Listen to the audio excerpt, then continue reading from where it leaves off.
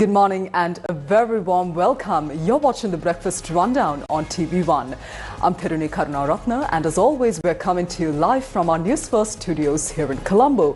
Well, this morning's Breakfast Rundown, we will be starting off with sports news, and in sports, it's cricket.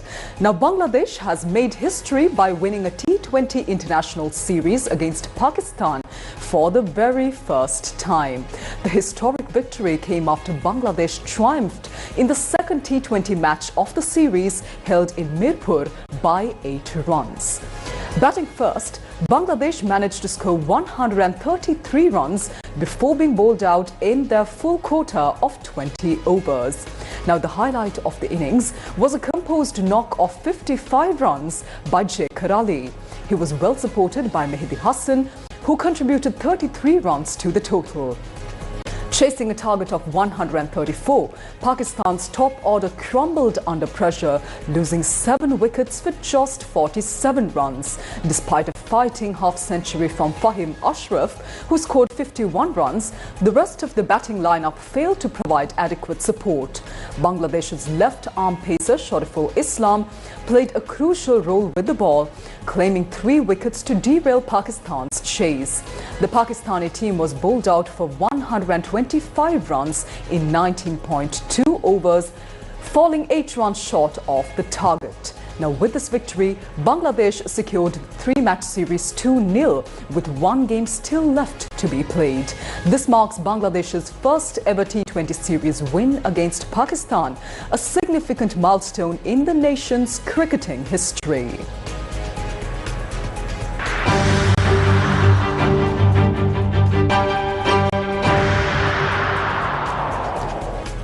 Well, let's move on to more local news for this morning. Now, a shooting in Maranda Marabila has claimed the life of a woman and left a child injured. According to police reports, this shooting occurred last night when 2 unidentified individuals arrived on a motorcycle and opened fire. The victim has been identified as a 30-year-old woman who succumbed to her injuries at the scene itself. Now, a 10-year-old child also sustained injuries during the shooting and is currently receiving treatment at the Marabila hospital. Meanwhile, 2 suspects have been arrested in connection with a recent shooting incident that took place on Rajapaksha Mawatha in Sidua. According to the police, the suspects are currently being interrogated regarding this incident. The shooting occurred on the night before last, resulting in injuries to the father of a Pradeshia Sabha member affiliated with the National People's Power.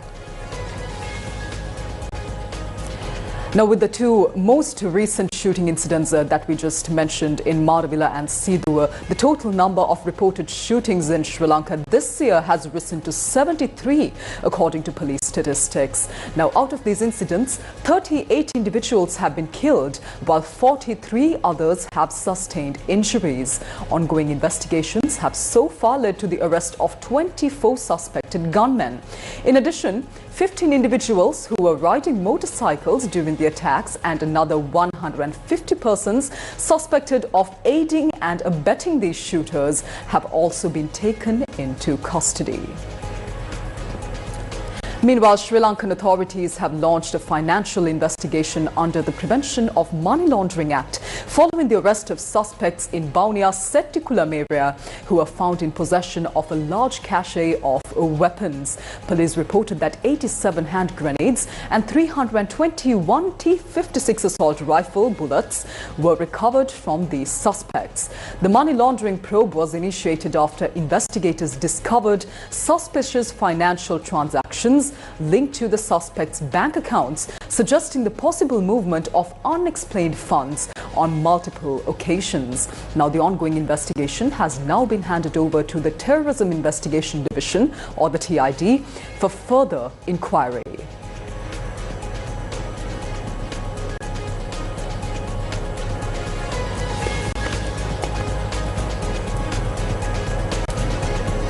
And in more local news, a tragic house fire in the 397 Batta area in Narayanpeta has claimed the life of a 54-year-old man.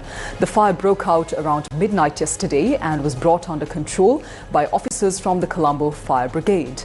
The victim, who was caught in this blaze, was rescued and rushed to the Colombo National Hospital. However, later he succumbed to the injuries. Authorities are currently investigating the cause of the fire.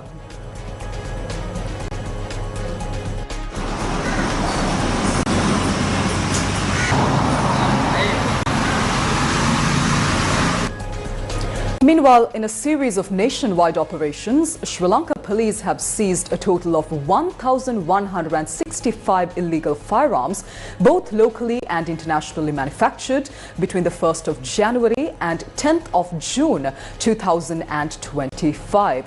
The revelation was made by police media spokesman, Assistant Superintendent of Police Frederick Butler.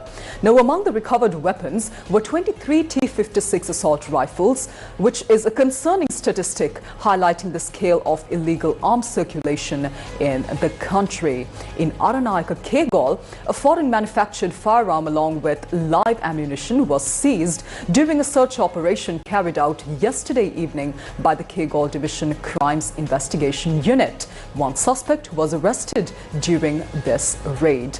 Meanwhile, in Buttala, a 46-year-old local resident was taken into custody after police found a locally manufactured firearm during a separate search operation. Additional raids conducted in Ratwatta Matale and Villa Oya Atimale led to the arrest of two more suspects, each found in possession of a locally manufactured firearm as well. Next, on to your weather forecast for today. The Met Department says that showers will occur at times in the western, Sabaragamuwa and central provinces and in the Gaul and Mathura districts. Several spells of showers may occur in the northwestern province as well. Strong winds of about 55 to 60 kilometers per hour can be expected at times over the western slopes of the central hills and in the northern, north central and central provinces and in the Trincomalee and Hambantota districts. Fairly strong winds of about 40 to 50 kilometers per hour can be expected at times elsewhere as well. And as always, the general public is requested to take adequate precautions to minimize damages caused by strong winds. Still in local news, Sri Lanka's Deputy Minister of Finance, Dr. Anil Jayantha Fernandes, says that another round of discussions regarding US import tariffs is scheduled to be held today via Zoom. Dr. Fernandes stated that the discussions aim to finalize a bilateral agreement between the two nations, particularly focusing on reaching a common ground regarding these tariff adjustments. Now, recently, US President Donald Trump announced a decision to reduce the reciprocal tariff on Sri Lankan exports from 44% to 30%, which is a 14% reduction. Now, the revised tariffs are set to come into effect from the 1st of August. Dr. Anil Jayantha Fernandes expressed confidence that Sri Lanka could reach a mutually beneficial agreement with the United States before the new rates are enforced, which would provide much-needed relief to Sri Lankan exporters. Let's now take a look at international news for this morning.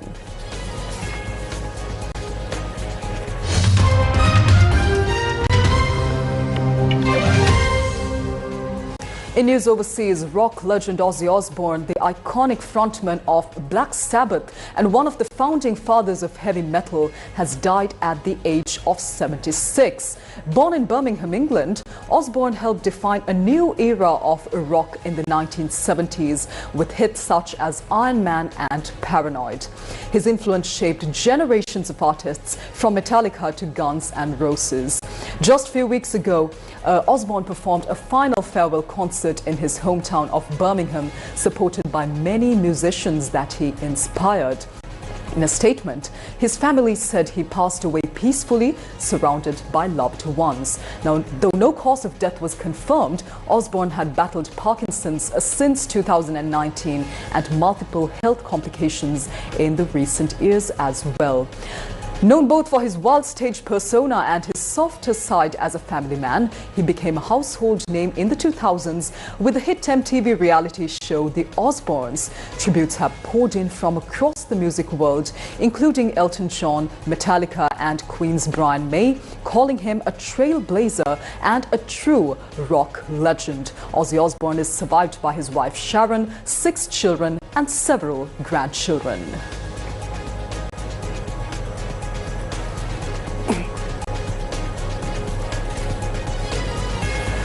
With that, let's move on to our final story for this morning, which is yet another international news item, this time coming in from the United States.